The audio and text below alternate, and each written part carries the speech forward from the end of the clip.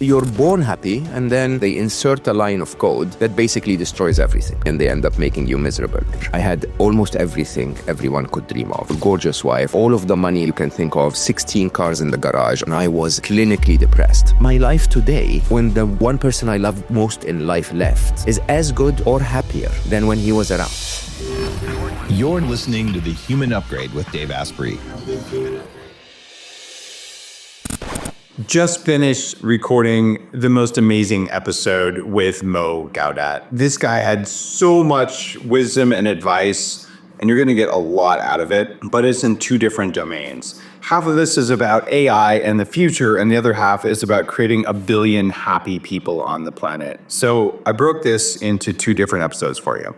There's one focused on happiness and how our mind works, and we compare notes about biohacking versus the frameworks that Mo uses.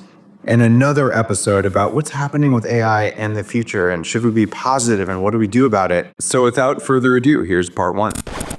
This is an interview that I am so excited to bring to you because it's about a topic that you might not know.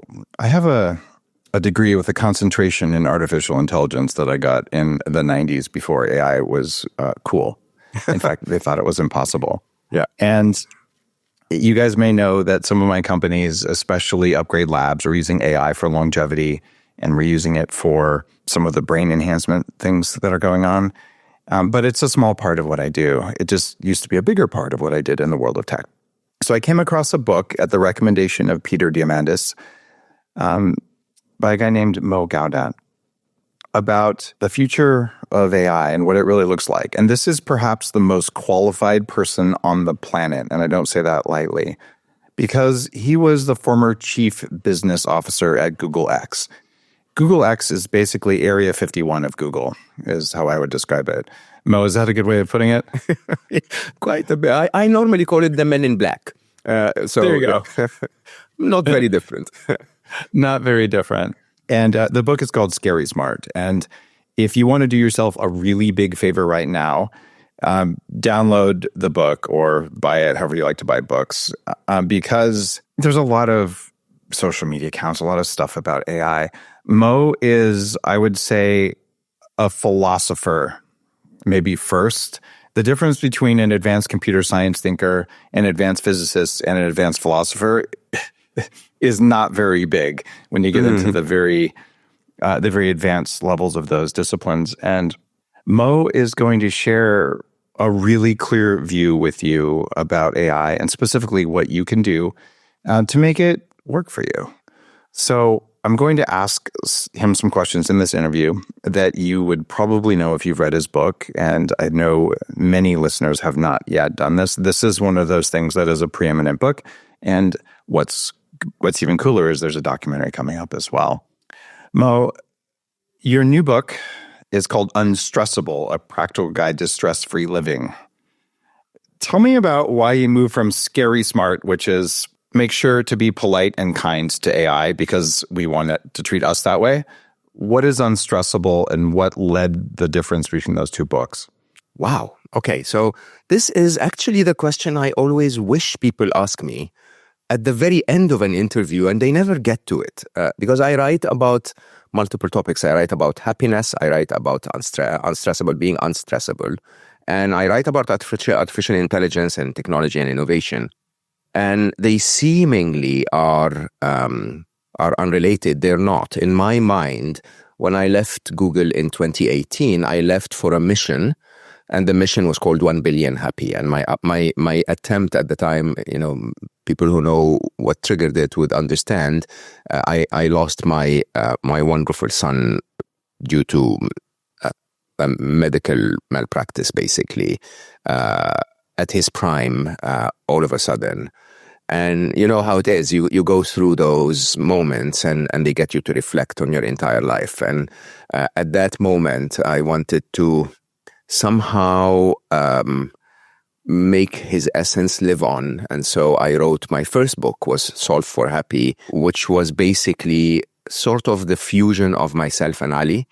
As I struggled to find happiness as a very successful executive who is a rich and reasonably, sought after person, he helped me because I was trying to analyze it as an engineer with a very practical, dogmatic approach to the algorithm that runs the human machine, if you want.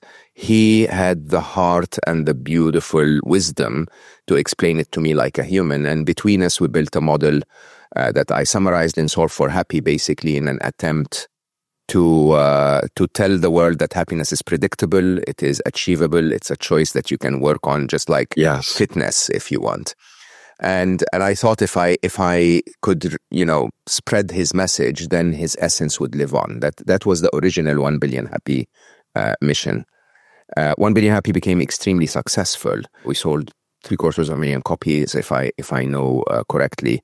And then, a year in, I realized that human happiness very, very shortly is not going to be up to our choice only, because our choices will be highly, highly monitored and manipulated by forms of intelligence that are much more superior to us. And so Scary Smart was a big part of 1 Billion Happy, because I will tell you openly, it doesn't matter if you're, a monk sitting somewhere on a mountain who has achieved the highest, levels of spirituality and accordingly calm and happiness. Your life is going to be affected in the next 5 years by forces that need us to make a difference. Otherwise, we will all be likely unhappy. This is one of those pivotal moments where there's a doom and gloom scenario and we can do something to make it better. Yes. The definition of biohacking, we followed very similar paths. I just want to be happy. I tried money. I tried relationships. I tried fame, and none of them had anything to do with happiness.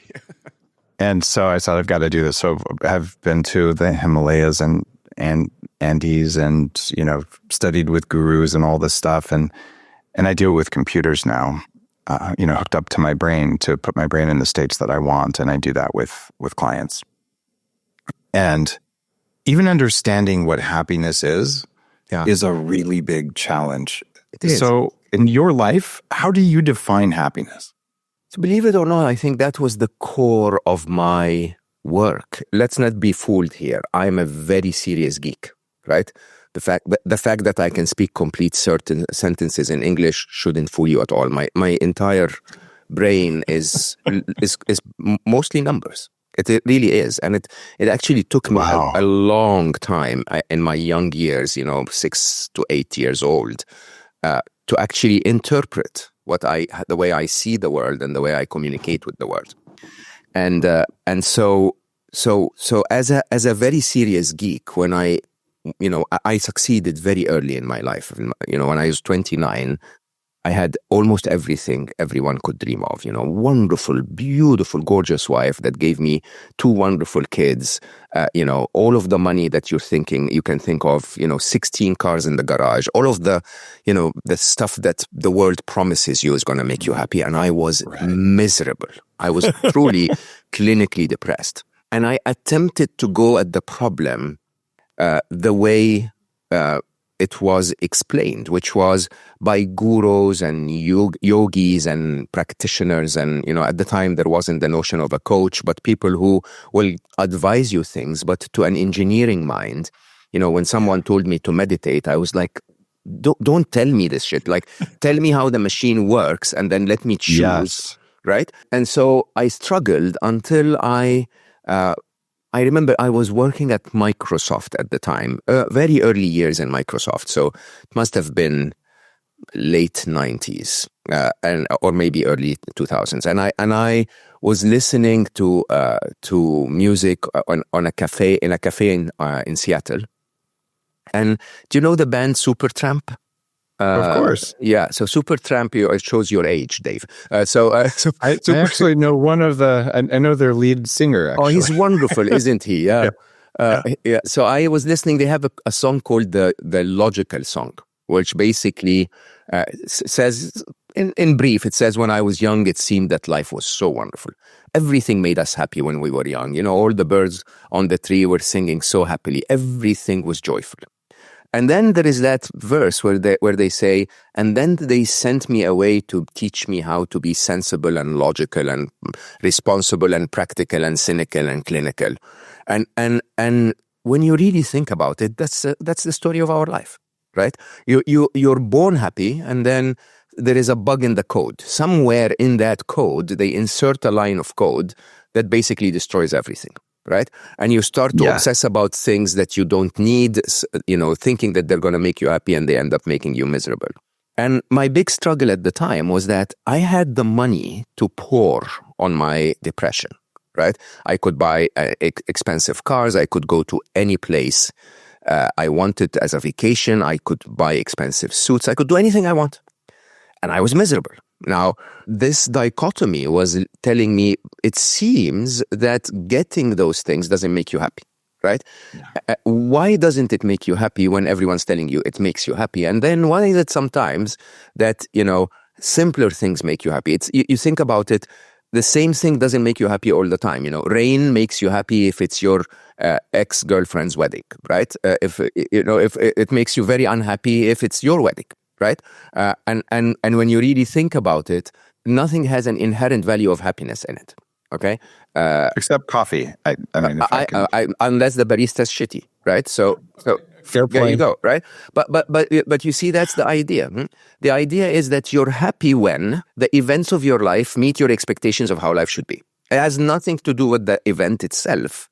It's that comparison that happens in your brain between event and expectation. Now, that's very algorithmic, right? Basically, your happiness is equal to or greater than the difference between the events, or your perception of the events of your life and your expectations of how life should be.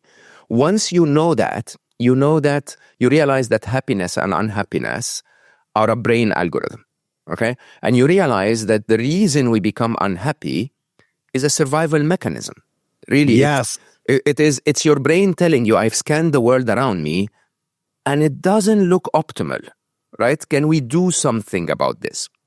When you understand that algorithm and that logic, that mechanism, a process like a machine, you can easily fix the machine. You can either make your expectations realistic, you can adjust your perception of the world if it's not accurate, or you can actually, do something to change that world so that you become happier. Right? And suddenly it becomes a lot easier. Of course, you don't put that in a book and sell it. The book is much more complex and comprehensive than that. But that's the basis of it. It is algorithmic, right? And like everything in life, believe it or not, I believe that every emotion, irrational as it seems, is algorithmic. And I think when you start from that point of view, as an engineer, you add a lot of value because now you see the machine and how the human machine works. I know you love that because that's exactly the premise of what you do, right? Mm-hmm. You understand how the human machine works, and then you plug it in and change things about it, and then it operates better. I'd love to share the biohacking perspective on how the machine works and have you shoot holes in it as another senior tech guy who's looked at consciousness. I called this movement biohacking because the definition is to change the environment around you and inside of you to have control of your own biology. And a big part of that is because I believe that the body itself is a preprocessor of reality for the brain. Mm-hmm. And that there's a distributed consciousness throughout your mitochondria, and it operates exactly as a threat detection system. By the way, I was VP of technology at Blue Coat Systems and Trend Micro. These are big tech companies in the computer security. So the body's doing that, and we have a third of a second. I can measure how long it takes your body to do that before it allows your brain to see anything, and it already has an emotion associated with it. And that a lot of our unhappiness comes from the fact that our alerts are going off all the time. Correct. From our operating system, not from our conscious brain, not even from our subconscious. It's not even from our brain itself. Shoot holes in that, or tell me how that fits in with the way you've learned that consciousness works as an engineer.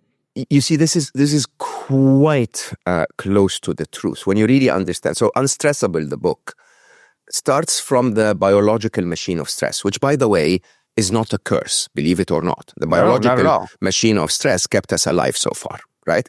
But We're so aligned. yeah, but it starts from your amygdala detecting a threat that's actually a physical threat, a tiger attacking you in the cave, right?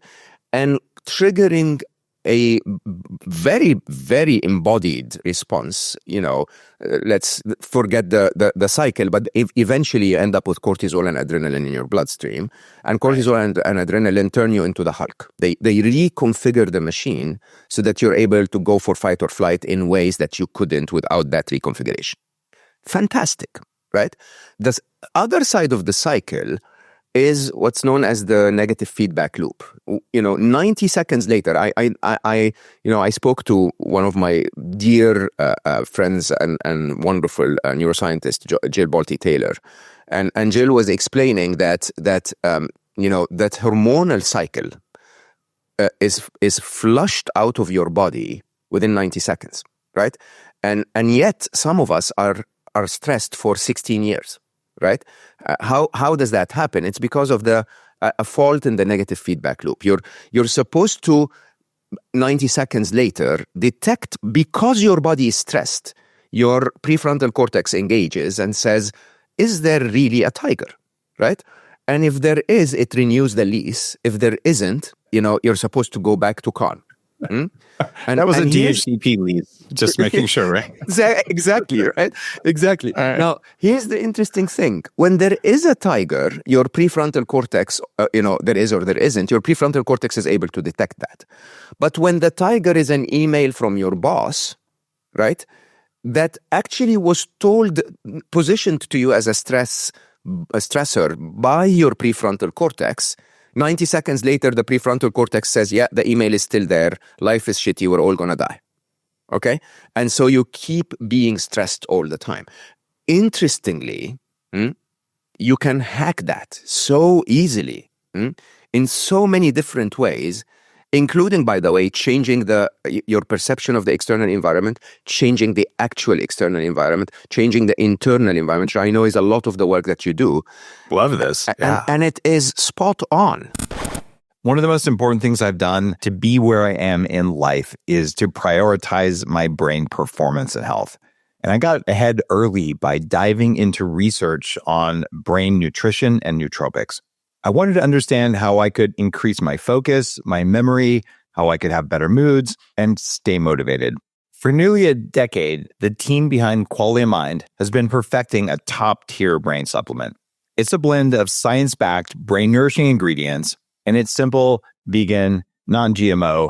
This formula has transformed hundreds of thousands of lives and fueled my own productivity. And now Qualia Mind just got a big upgrade.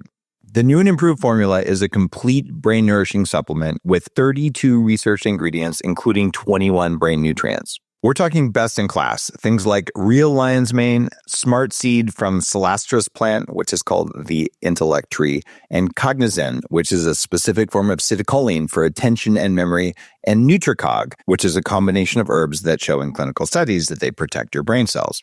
That way you can get better focus, mood, memory, mental energy, and support for your long-term brain health. So if you're joining me on this quest to live to at least 180, you can get smarter as you go along. Start investing in your brain today. Go to qualialife.com/Dave15 and they'll gift you an extra 15% off. Plus, you get a 100-day money-back guarantee. That's qualialife.com/Dave15. The big question, and I've talked with various neuroscientists and other people, is, do you know what P300 is in neuroscience? What's that?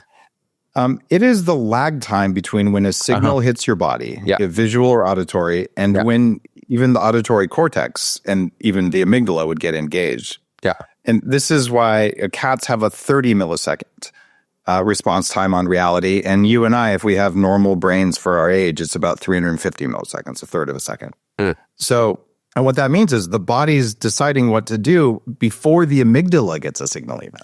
Yeah. And this is why you'll jerk your hand away from a hot stove before your amygdala or any other part of your brain really got a signal. Like, and then you just move and you take credit for it.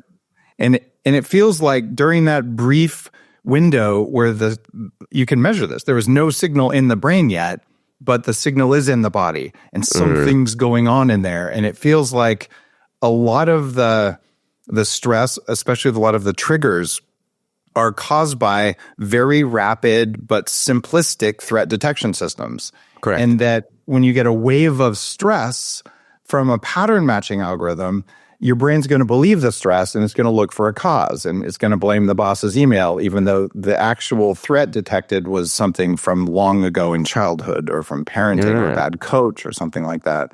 How do we bring that invisible feeling system that keeps firing off all these threat alerts that aren't real? How do we bring that under our own control? It's really interesting that you start from that. In Unstressable, we say that there are 4 modalities of stress, right? So there is your mental stress, which is thoughts triggering your stress. Right. There is emotional stress, which sadly in the modern world, you sort of crushing your emotions or really ignoring your emotions.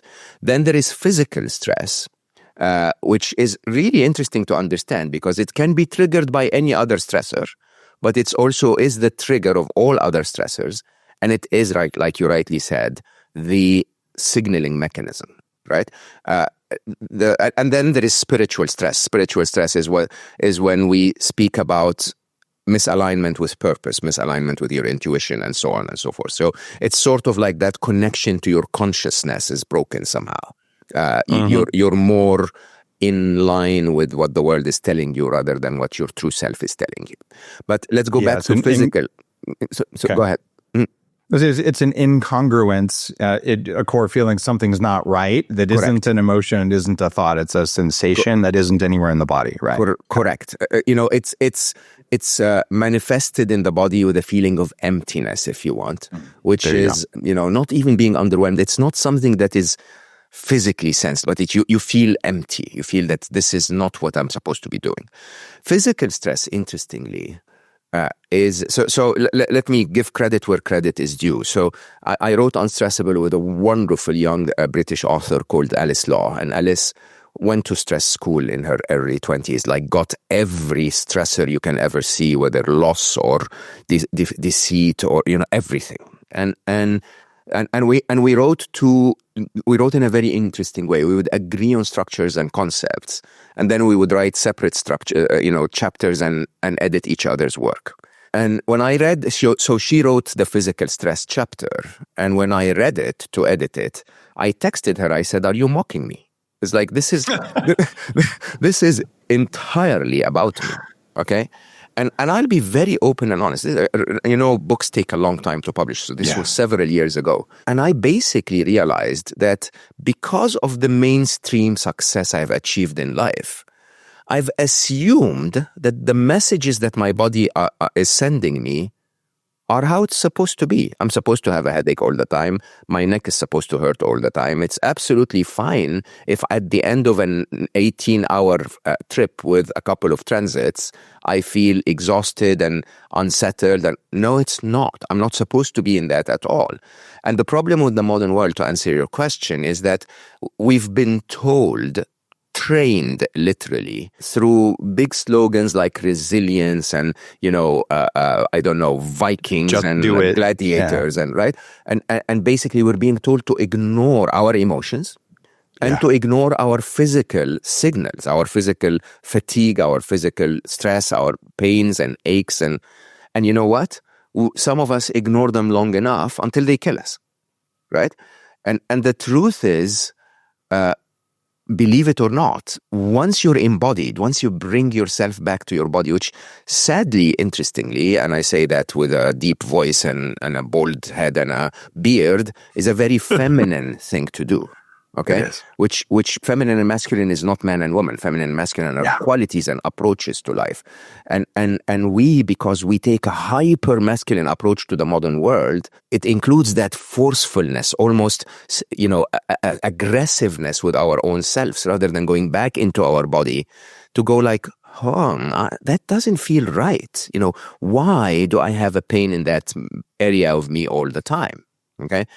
So it really is a communication issue. And one of the titles of that part of Unstressable was we wanted to call it a language course of stress. So that when your body is telling you you're stressed, you actually listen. And when you listen to your body, you speak back to it in a language that it understands. And Wow. most humans don't do that at all because they choose not to learn that language. That is so core to biohacking. It's that you can listen or you can get a signal. It's real. You can measure it with all sorts of devices. In fact, I have one on each finger now. And the whole idea here is that as an engineer or a thoughtful, especially thoughtful masculine human, especially one with some trauma, you're going to go into your brain, you're going to ignore the feelings. Correct. But if the signal is real, call it heart rate variability, brain waves, temperature, whatever, then you know it's real. And then you can do something about it. Whereas many of us, we just learn, it's just a feeling, ignore it. And like, no, it's a signal. Plow through it. Yeah. Yeah. And then what do you do with the signal? Well, you set up the world around you or inside of you so that the signal becomes a signal that makes you more conscious, makes you happier, less stressed, or makes you perform better if that's what you wanted to do. But that's that control of your biology aspect. And so we're really aligned on this. Very much. What do people do if they're sitting going, something isn't right? What's the first step in Unstressable to deal with it? I think the first step in general is to acknowledge it and celebrate it. So this is a very difficult thing to ask, okay? Mm-hmm. Interestingly, your early detection system is supposed to tell you when things are wrong, right? And so, if it is telling you something is wrong, either through some pain or through feeling emotional about something or feeling angry about something or that emptiness we spoke about or waking up at 4 a.m. and not being able to go back to sleep because your thoughts are racing, right? The first thing you do is you have to go like, okay, hold on. This is not supposed to be that way. Let me acknowledge to myself that something is not right. And let me celebrate that I actually am able to detect that. This is a good thing because if I follow that thought through, I'm eventually going to end up in a very good place. So this is the very, very, very first step. Depending on where it resides on the modalities, you can do different things. Look, so, mental stress, depending on the language of mental stress. So basically, when we speak about the language of the brain, let me summarize it as follows. Your brain will speak to you all the time as long as you let it speak to you, okay? It will blabber away, but your brain has never, ever, ever, ever, ever once in your entire life told you the truth. Not once, okay? At best, it's telling you what it thinks is the truth, okay? And so the first question you ask your brain, I normally say, I call it the happiness flowchart. Yeah, programmer, what can we do, right? So basically, it's 3 questions. Question number 1 is to ask your brain if it's stressing you. Is that true, brain? Is that true? Like, if my daughter invites me to breakfast, makes me my favorite coffee, right? Hugs me as I walk in, and then we have a little bit of an argument. Can my brain tell me your daughter doesn't love you anymore, right? And actually, this is a true story. I was visiting her, and then I said, baby, this is too much of a heated argument. I'm going to go outside, have a coffee, and then come back and we'll talk about it again. As I walk out of the door, my brain says, Aya doesn't love you anymore. I kid you not, I stopped in the middle of the streets of Montreal, and like a madman, I said, what the fuck did you just say? Okay? Because in reality, it's not true. I know that she loves me. I love her to bits, right? It's not true. So if 99% of the time, the thought that's stressing you is not true. If it isn't, drop it. If it is, question number 2 is, what can I do to fix it? Right? The economy is not doing great. Fantastic. True. What can I do about that? Can I save differently? Can I invest differently? What can I do? And third is what I normally refer to as the Jedi master level of, happiness and unstressable people. Is a question that I call that relates to something I call committed acceptance. Which basically is, if I cannot fix it, I lost my wonderful son Ali. It's very, very, very sad. I can never bring him back. That's the truth. I cannot change it. Right? So what can you do about that? Can I accept it and do something to make my life and the life of people I love better despite its presence? Right? And this is the really difficult. Huh? Can you tell yourself, instead of just playing the victim that life took my son, you tell yourself, well, everyone that was ever born dies, right? And so my son is no longer with us. And if I hit my head against the wall for the next 27 years, he's still not going to be with us when I'm on my deathbed, right? So what can I do today to make this a little better tomorrow? Okay? And then what can I do tomorrow to make it a little better after tomorrow? That's it, really. And, it's those micro, call them atomic habits, if you want. And basically, my brain, when it was attacking me, Ali died, I said, give me something I can do, right? And it said, okay, let's write his essence in a book, share it with the world, fantastic idea. Let's do that. And somehow, believe it or not, my life today, when the one person I loved most in life left, is as good or happier than when he was around. Okay? Because I took a small step every day. So that's mental stress. Mental stress is screaming to tell you something could be wrong. It positions it as something is wrong. Okay? It's not wrong. It's just suggesting you might want to pay attention to that email from your boss. Right? And that's it. You read it, and then the first thought that comes to your mind is, oh, he's going to fire me. No, that's your brain is telling you that. Is that true, brain? Can he fire you when you have that deal on the line? Can he fire you when you have this and so on, right? Step number 2, if he's not going to fire you, it's a lie. Oh, but then, he really is upset with me. Okay, how can you fix this? How can you respond to that email? Okay? Or, no, it's not going to be fixable. He's really upset with me. All right, what can I do to change my job or find something else? And, right? Very, very practical way of saying to yourself, well, it's a choice. Life is going to throw difficulties at me and I'm going to have to deal with them. Emotional, physical, and spiritual stress are different languages, right? So we can talk about them separately, but I don't know if if you'll allow me the time. So I'll ask first.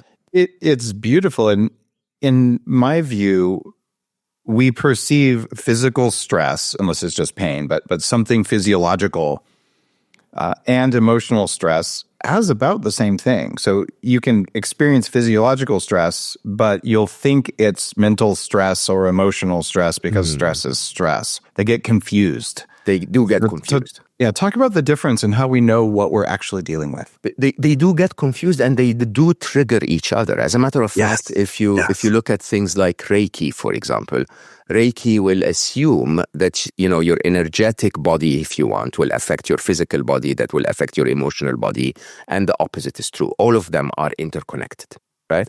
I definitely write a chapter in Unstressable that's called The Equations of Emotions. Love this. Because as I said, happiness is difference between your perception and your expectation. Fear is your sense of safety right now. Your sense of safety in 1 minute from now, and minus your sense of safety now. Right? If your sense of safety is less in the future than it is now, then you have some amount of fear. Right? Now, so accordingly, thoughts trigger emotions, and emotions trigger thoughts. Emotions trigger physical pain. Emotions are very embodied. When you're stressed, you can easily feel the cortisol in your blood. The problem is every one of them will trigger each other, but there is always one of them that's triggering you more. Okay, and basically the difference between them is in really visiting yourself inwards and understanding where it is. As I said, mental stress is characterized by that very noisy, overactive brain that's constantly analyzing and stuck on something, right? Emotional stress is a feeling, and it's normally an overarching feeling like rage or anger or despair and so on and so forth, right? Physical stress, it's not a joke. It's very easy. Huh? It's like aches, pains, body signaling and saying, this is not right for me. And spiritual stress is that emptiness. It's that feeling that I'm really not, this is not what I'm supposed to be doing with my life, right? If you let me, there is also another perspective and another side of the Rubik Cube, if you want, which I find very interesting. We call it a ton of stress, TONN, right? And a ton of stress is the sources of the stressor, not where it manifests in you, but where the stressor is coming from. And it's basically trauma, obsessions, noise, and nuisances.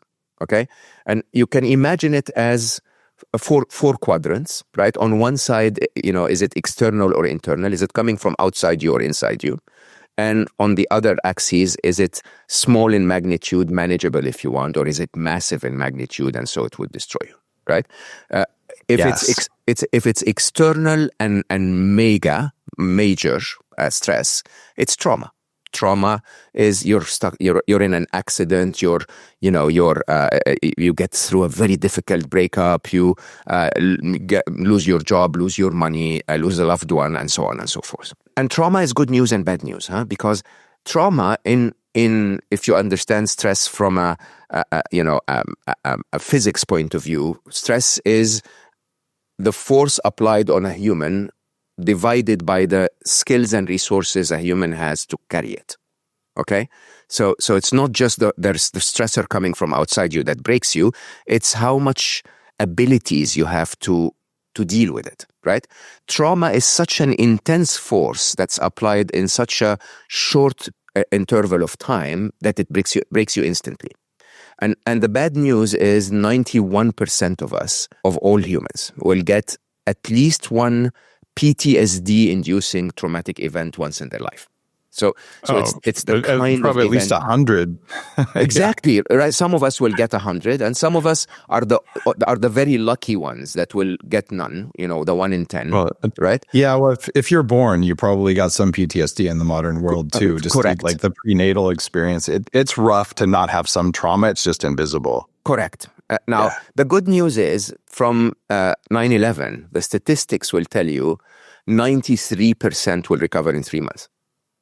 Okay, 96.7% recovered in 6 months, right?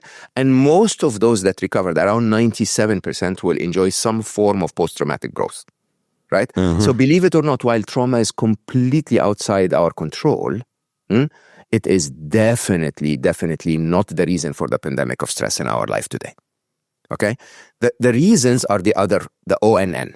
Okay, obsessions are like trauma, but they come from within you. You tell yourself a script, from a young age, or through the first breakup in your life, or something that tells you a story in your head, and you obsess about it to the point that it becomes as invasive as a trauma, but it's coming from within you, right? A noise is also coming from within you, but it's the little niggles, that little belly. Where are you going to get rid of it, or your whatever, right? And those little niggles, they add up, and they constantly make you feel bad about life and yourself. And then noise is anything that's sub-trauma, right? That doesn't break you in itself, but they keep adding up until nuisances. They keep adding up until they break you. They lead you to burnout, right? And those are actually quite interesting because they're almost entirely within your control, and yet we let them pile up, right? So something like the loud alarm in the morning, all the way to the choice of a friend that annoys you all the time, or a project that you choose to work on and it's going to kill you. The thing about those is that whether it's obsession, noise, or nuisance, believe it or not, it's entirely within your control. Right? So the idea of Unstressable is to say your mind, your heart, your body, and your spirit will give you signals. They'll talk to you in a language that you need to learn, right? And they'll inform you about stressors that will come at you from TONN, right? Your response is either going to be the original response, the original intended biological response of stress, which is to reconfigure you to superhuman capabilities for a very short period of time so that you can perform something amazing and then go back to calm. Or if you let them linger, they're going to break you. Okay? And they're going to break you either through burnout or through anxiety, panic, worry, fear, and so on and so forth. In the world of biohacking, one of the things that's become apparent to me is I didn't know most of the environmental things that were those niggling little little things that just take energy out. And there's things metabolically, there's things, sound and light and toxins and poor food choices and all these things. And a lot of the first levels of practice of biohacking are just about aligning those to create resilience, because they're all sucking little bits. Absolutely. And you just don't know. So then we either use knowledge or technology to help you figure it out. And they're not the same for everyone, but they follow basic patterns. And then all of a sudden you're going, I have twice the resilience I had before. And eventually everyone who starts biohacking goes down I want to be more conscious and therefore more happy, and I want to live longer because I like my life. So you always end up at longevity and consciousness no matter where you enter, whether it was weight loss or something. But step one is remove those little annoying things that suck energy every day. Yeah, and you know what's the upside? Even the further upside of this is that this longer life is happier. Yes. And it's funny, someone who decides to be happier and doesn't care about longevity, when they get happy, they want longevity. And someone who cares about if you care about longevity, you'll get bored if you're miserable all the time, so you'll care about happy. Like those have to go together. Yeah, exactly. It's like if life is miserable, you really don't want longevity. You have to find that form of like, oh, this is fun. I can do this for longer. This framework of is it true? I mean, Byron Katie and Daniel Amen have been on the show, and I'm on Daniel Amen's board of directors, and he's helped me so much over the years with his work on the brain. And this idea, is it true? I realized that the voice in my head back when I had one was a lying little bitch all the time. All the time. Yeah. Do you still have a voice in your head? I do, but it's actually quite interesting that you say that. Like you, I was very entrepreneurial in my life, and I think the world of business taught my voice to behave differently. So in a very interesting way, when you're the CEO or the founder or whatever, and people walk into your life with problems all the time, you don't sit in a corner and go like, oh, my life is, we don't do that. You simply go like, okay, you know what?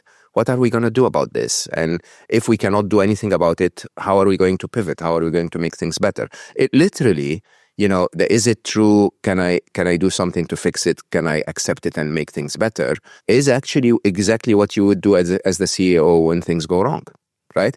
And so somehow, because my brain is so trained to do the steps, by the way, is it true is a very feminine step, right? It is very basically... much. Yeah, it's really listening attentively, checking for the truth, opening yourself up to it, to multiple, inputs, to an intuitive approach to things. You're really trying to gather things, right? What can I do to fix it is very masculine. Immediately, it's problem solving. It's like, okay, let's move there, let's go here, let's change this, right?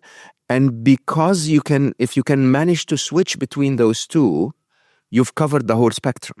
And so my brain now rarely ever says something and doesn't look for a solution for it, right? And then there was a time in my life where, and I know this, statistically is correct, huh? Most of the thoughts in an adult brain are negative, right? So Stanford did a research that said 6 to 7%.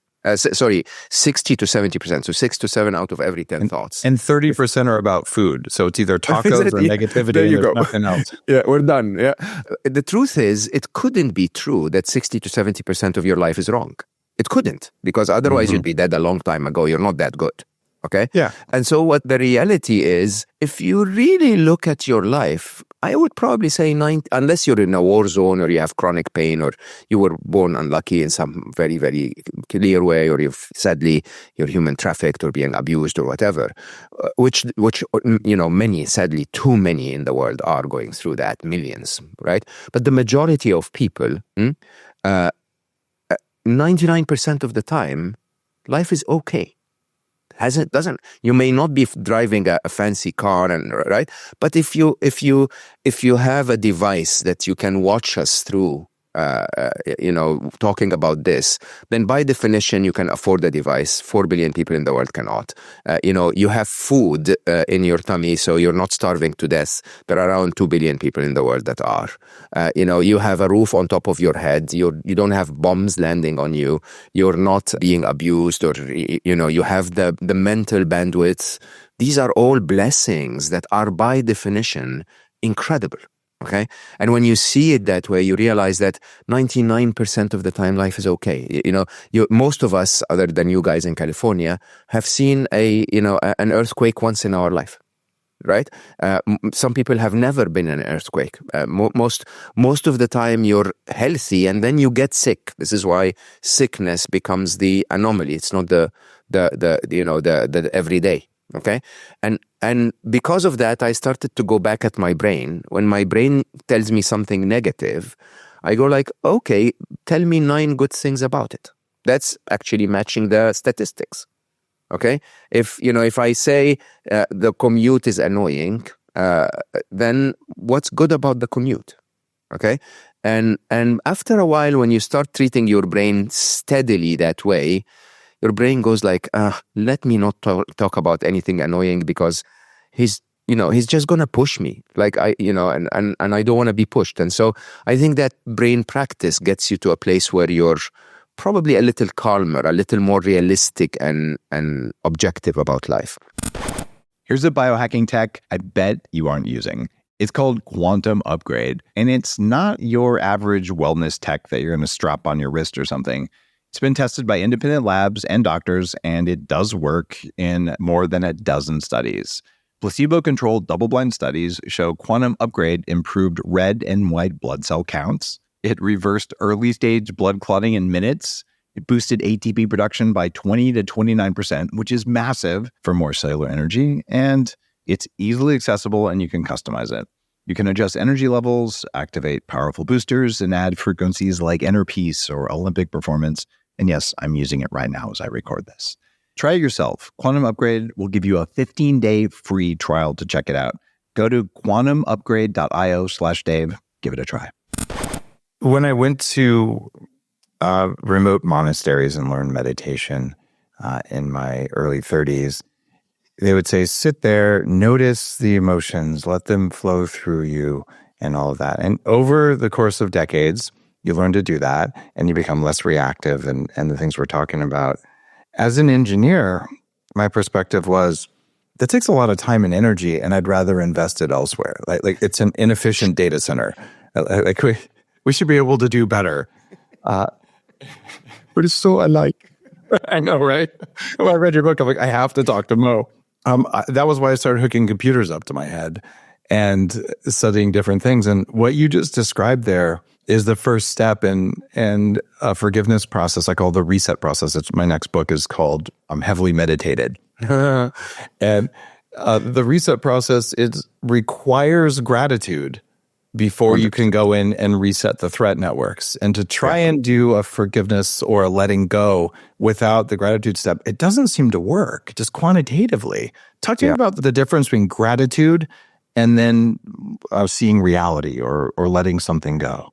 One of the things that sometimes piss me off is that whole idea of keep a gratitude journal. It's, before you go to, and by the way, I mean, it actually works. Believe it or not, it does work. Huh? Yeah.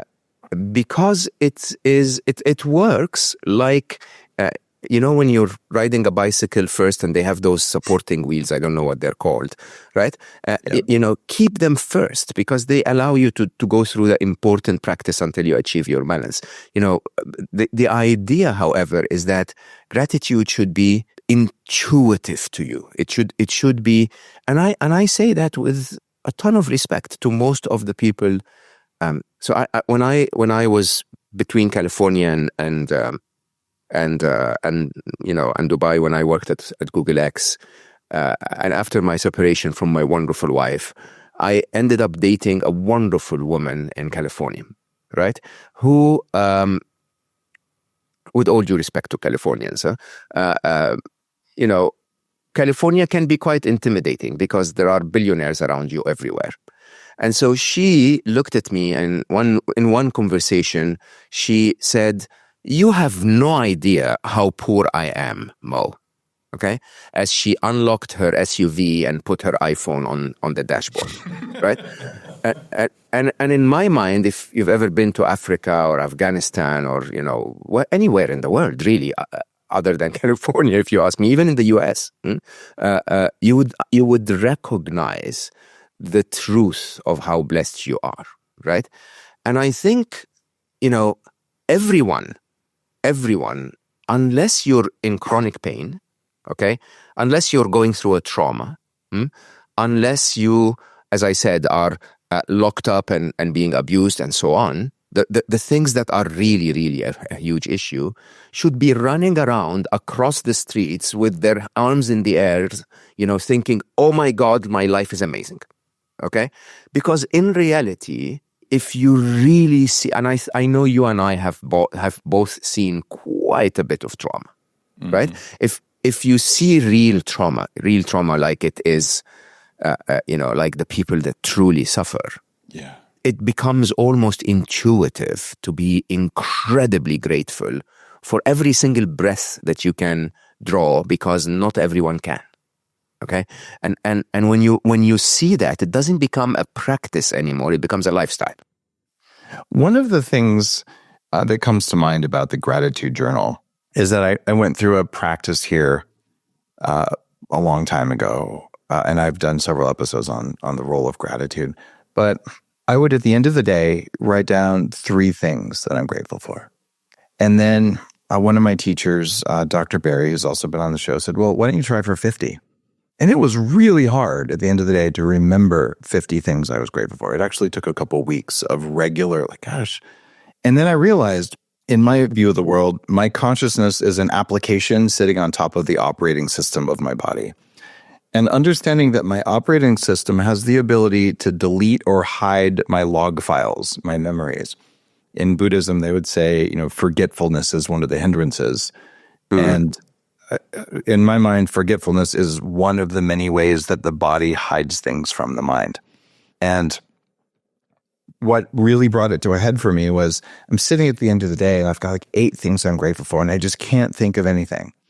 That was the day my book agent called to tell me I hit the New York Times list. And I forgot that at the end of the day because of that natural negativity bias, where it's like my body, maybe my subconscious, but some system in there that wasn't my brain was hiding it from me. And when I look at, wow, how grateful could I be? There's so much good stuff, but I just know my capacity to forget the good stuff is really, really high. And I don't think I'm alone in that. Not at all. And it's not a bug in the brain. It's a design feature in the brain. To log a positive experience in your long-term memory, it needs to remain within your consciousness for 12 seconds.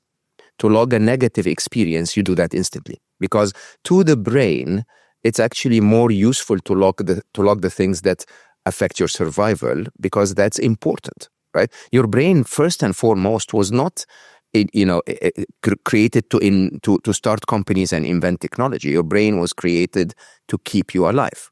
So this is its number one priority. Okay, I will talk about myself and confess my bad years. I told you I became incredibly successful and reasonably rich very early on in life. And remember, I'm an Egyptian, born and raised in Egypt, public school, public university in Egypt. So, I really didn't have ambitions, to be honest. I mean, my lifetime dream was that by age 40-something, I'll become a sales manager in IBM Egypt, right? And look at where how far I've gone in life. Huh? At the time, I was driving my Rolls Royce with I don't do that anymore, with a friend next to me, who, was listening attentively as I complained about all of the people pouching for, trying to take my time, and the traffic and the stress that I get, as I go through the traffic, and how miserable life is because things are not happening exactly as I want them to be. Engineers, we want everything to be exactly as per the design. And he said one word, okay? He pointed at the dashboard and he said, "Really?" That's a good friend. Yeah. And I have to say, you stop for a second and you go like, that's shameful. That you really should feel ashamed of yourself. Now, here's the thing. By the way, it doesn't have to be a Rolls Royce. You know, if you're stuck in traffic in a Prius, that by definition means that you're in a car. Okay. Well, I think you should be ashamed because it's a Prius. I mean, those are horrible. No, but think about. I mean, of course, choices sometimes. Yeah. But basically, you have someone waiting for you on the other side. Okay, you have some free time to reflect or to listen to music. You have, there are so many upsides to it. But your brain will go like, I'm going to be late. Well, fine. Listen to your brain, and you're always going to be miserable because after you get there, they're going to be on the second floor and the lift is not working. And then when you get there, the coffee is not going to be great. And there will always be something to complain about. Observe your blessings. They're countless. When people come to me and say, oh, he cheated on me and we broke up, and they're crying, I go, congratulations. Like, you don't want to spend the rest of your life with a cheat. Do you understand? There's a positive to everything that's happening in your life as long as you're not in chronic pain, abuse, torture, bombs landing on your head, and so on. Even in those cases, Mo, one of the most profound things that fell into place as the whole idea for biohacking occurred, I spent 3 or 4 months in Southeast Asia, including going to Mount Kailash and remote parts of Tibet and Nepal. But I went to Cambodia. Oh my God. This was back in 2004. So there were people walking around with limbs missing. There were people walking around who watched their parents murdered. And the average income was $1 a day. And I watched people walking around smiling and singing and happy. This is the most traumatized country I could imagine, at least one of the top 3 or 4. Yet they had way more happiness than I saw in Silicon Valley, and way more happiness than I had. And I'm like, what are these people doing? Happiness has nothing to do with the money or the MBA from Wharton or the BMW or any of that crap. Like it's possible even with that level of adversity. Therefore, it should be possible for me because I've got some advantages here. It's events minus expectations, Dave. That's the whole point. If you're in India and you don't expect to eat today, a bowl of rice is a miracle. You're not happy. You're jumping up and down of joy, right? In America, if they lock you down for a couple of months and you can order sushi on an app, right? No, I want to be outside, or the food is not warm enough. It's always events minus expectations. And I'm not singling out America, by the way. We're all to blame. One of the more interesting statistics is, the Scandinavian countries claim to be the happiest countries in the world. If you've ever traveled, I speak about happiness and artificial intelligence and other topics there, people will go like, no, don't believe the statistics. We're miserable, right? And the idea is that the government measures what's known as subjective well-being. Subjective well-being is we're going to give the citizen everything that the citizen needs so that the citizen makes a choice to be happy, right? But then somehow when everything's given, it's sort of like a service level agreement. It's like, okay, so you've given me everything. I have everything working. I have money. If I get sick, you'll take care of me. But why is my girlfriend still annoying? Like, why is that not part of the agreement? Like, why is the sun not shining enough? And suddenly, the human brain will always find the next thing. It's events minus expectations. So the more you raise the expectations, the more you're unhappy, regardless of the amazing quality of the event.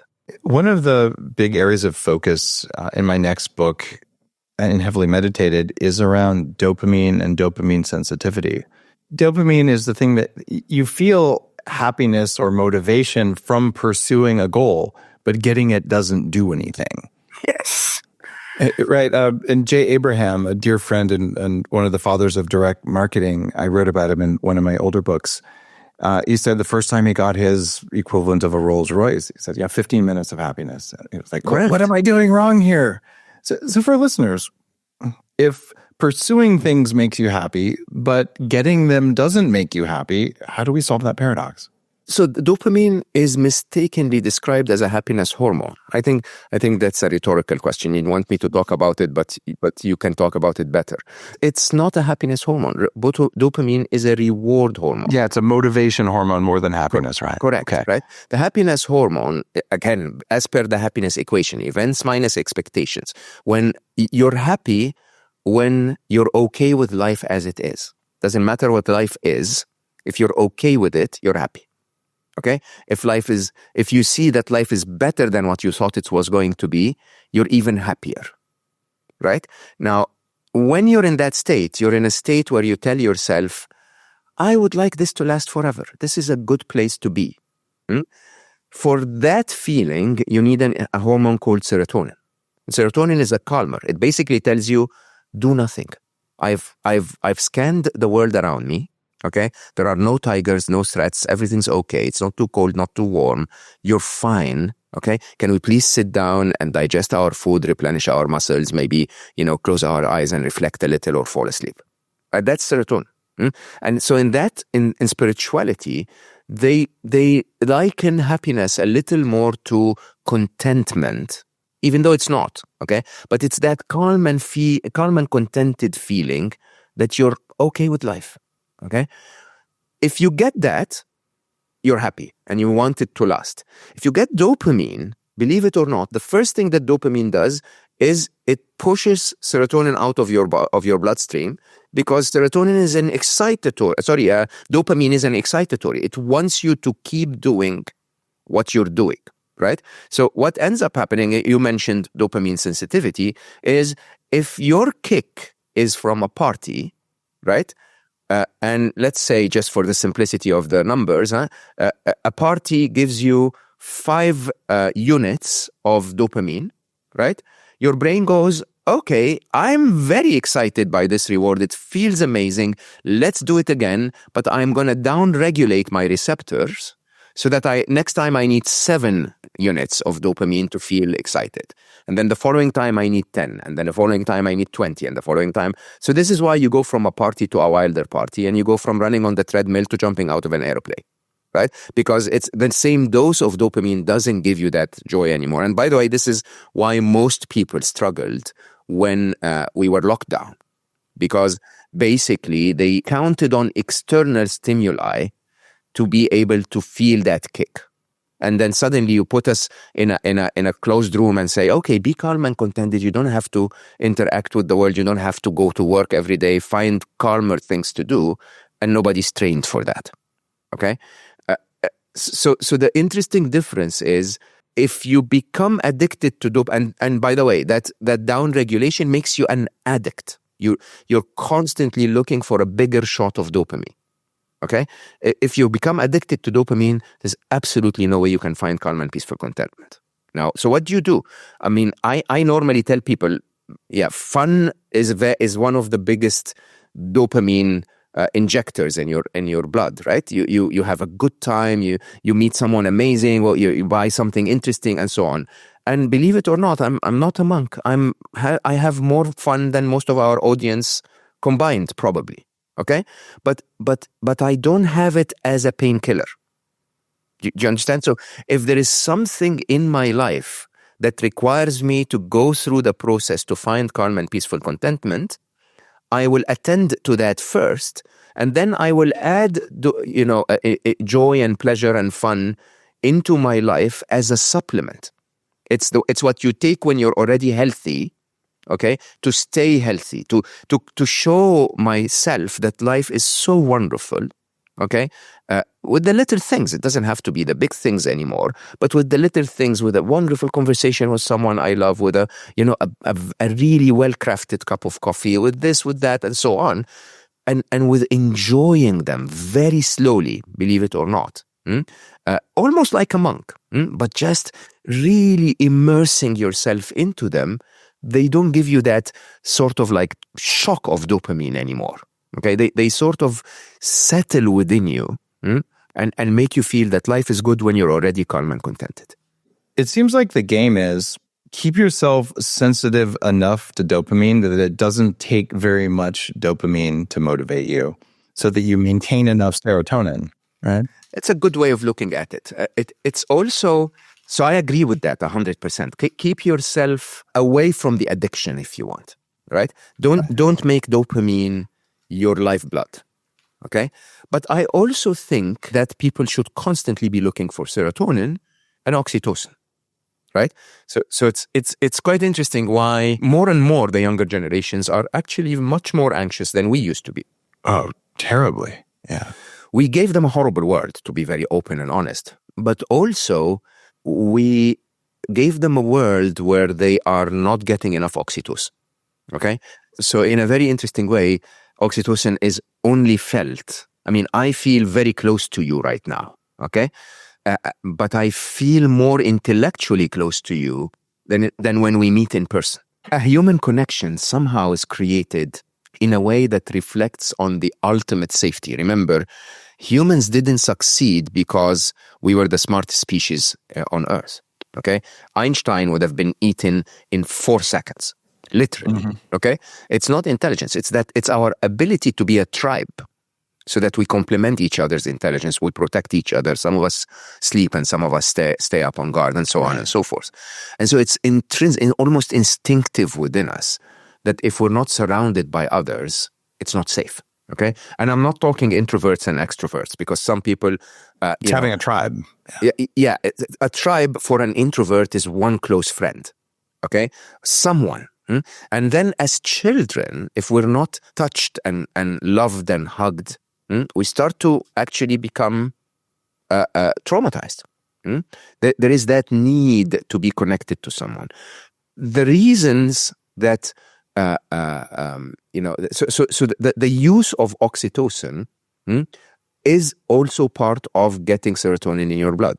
The idea is, I'm with someone, I'm really enjoying this, I feel safe, I feel connected, I feel like a human, I can be calm and contented, I can keep this moment going forever. Okay, so while you rightly said we need to reduce the addiction to dopamine, I believe that we also need to replace dopamine with calm and contentment, with activities that are not incredibly shocking and intensive in terms of dopamine production, and with human connection. One of the themes in heavily meditated that I've studied quite a bit, I created a name for it. It's called BICEP. It's brief, intentional, conscious exposure to pain. And monks used to, in the morning, whip themselves on their back for a minute, not to draw blood or anything, but just to do something to the nervous system. And people eat spicy peppers, they get tattoos, and they do these painful practices that don't cause harm, and they do them for brief periods. And the neuroscience is fascinating, because what that does is, for the rest of the day, it makes sure that you need less dopamine to get the kick, which means you can have more serotonin at the same time. Oh, wow. And the biohacker equivalent is something I've talked about for a long time. It's cryotherapy or a cold plunge, right? So you spend 3 minutes in miserably cold water, so the rest of the day, you're more motivated by fewer things and you're happier. And it makes so much sense, right? And the chapter is called Go Spank Yourself. It's like... That is such an interesting way of looking at it. I never saw it this way. Cold plunges have normally been positioned as it's good for your circulation, it's good for this, it's good for that. But it's actually really an interesting way of looking at it. It's especially for me, if you get me near a cold plunge, I'll be grateful for the rest of my life. The minute I'm out of it, life in the warmth is better. Yeah. And it turns out everything else in your day is better. Exactly. Because you did that. It has nothing to do with even the endorphins, because you get an endorphin hit right afterwards. And it has metabolic benefits I've talked about for years and years. But the motivational benefits and the fact that it allows you to have the motivation from less dopamine allows the other neurotransmitters to also be elevated at levels you'd want. So it creates a more stable day. And guess who the most reliable cold plungers for decades are? Who? Former addicts. Oh my God. They figured it out. They do it. A lot of them will come into to upgrade labs. They'll do cryotherapy, because that brief cold thing, they just do not have cravings for whatever their substance was before that. And it's remarkable. But this is something that our pain avoidance and our wellness or comfort seeking culture, we just missed out on it. And the good news is we're not talking about self-harm. We're not talking about an hour-long, miserable workout, in the snow and, CrossFit and all that. And you can do that if you want to. It doesn't take very much at all. It just takes something that hurts and doesn't cause damage. Yeah. In lots of spiritual practices, things like fasting, for example, would sort of take that position mentally and physically as well. So, of course, there are lots of health benefits to it, but the practice itself is annoying sometimes, especially, for example, in the Muslim fast, if you've ever tried to do 30 days. It's not the first few days that are the practice. It's the last few days. Right. And if you've ever did that, I'm sure you've done like many water fasts or master cleanses or whatever. It's not the first couple of days come with a bit of a headache, but eventually, and then in the middle you feel a peak of energy, and then eventually your body goes like, "Hey, can't do this. Can we break this now?" And I think those practices also, if you take the spiritual side of them, I'm choosing to fast, but others are forced to. That's a very, very big reminder of gratitude. It's true. That is going to turn on gratitude. See you next time on the Human Upgrade Podcast.